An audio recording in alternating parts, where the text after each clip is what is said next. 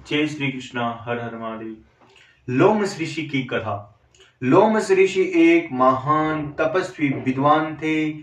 शरीर पर रोएं ज्यादा होने के कारण उन्हें नाम दिया लोमस ऋषि। लोमस ऋषि भगवान शंकर जी के इतने उपासक थे। 100 वर्ष तक कमल पुष्पों से शिव जी की पूजा की। दुर्मद राजा को देवी भागवत की कथा 5 बार सुनाई लोमस ऋषि जी ने। लोमस ऋषि लोमस ऋषि जी के 2 ग्रंथ मुख्य हैं, लोमस संहिता और लोमस शिक्षा। लोमस रामायण भी है। लोमस ऋषि ब्राह्मण भगत निष्ठावान थे।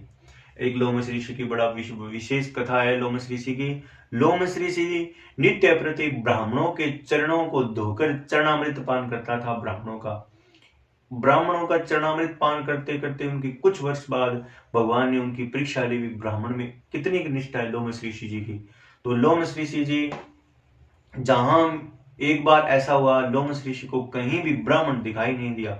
तब लोमस ऋषि ने जंगलों में सोचा, ब्राह्मण भक्ति के लिए जंगलों में चले गए होंगे। तब जंगल में भी 5 दिनों तक उन्हें कोई ब्राह्मण भी नहीं दिखाई दिया। तब लोमस ऋषि ने अपनी प्रतिज्ञा कर ली कि अगर ये ब्राह्मण मेरे को दिखाई नहीं दिए तो मैं अपना शरीर का परित्याग कर दूंगा। इतने में वहां एक स्त्री आई, गोद में बालक था, सुंदर दिव्य चमक रहा था, उसके ललाट जैसे कोई ब्राह्मण का ही पुत्र हो।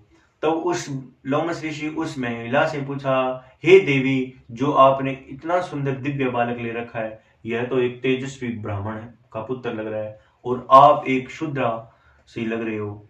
तो उस महिला ने लोमस ऋषि जी से कहा कि मैं वास्तव में ही शूद्रा हूं और जो मेरी गोद में बालक है यह एक ब्राह्मण का अंश है, यह मेरा पुत्र है, ब्राह्मण का अंश है।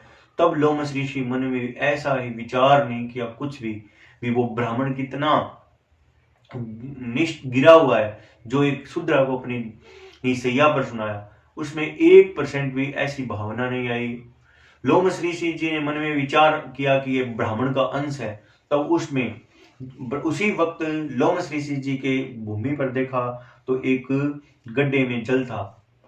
जिस गड्ढे में या कहीं रुका हुआ जल गौ तृप्त हो जाए, ऐसा जल बासी नहीं माना जाता है। गौ तृप्त हो जाए, जिस पर कम हो जल, गौ तृप्त भी नहीं हो, तो ऐसा जल रात्रि का बासी माना जाता है। तब लोमस ऋषि जी ने उस जल को लिया, ब्राह्मण के चरणों पर डाला और अपने चरणामृत को पान किया।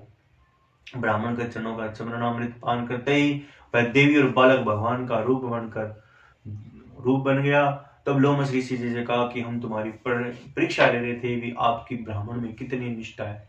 इतनी निष्ठा होने से जिस प्रकार ब्राह्मण में निष्ठा होगी तभी उसकी भगवान में निष्ठा होगी।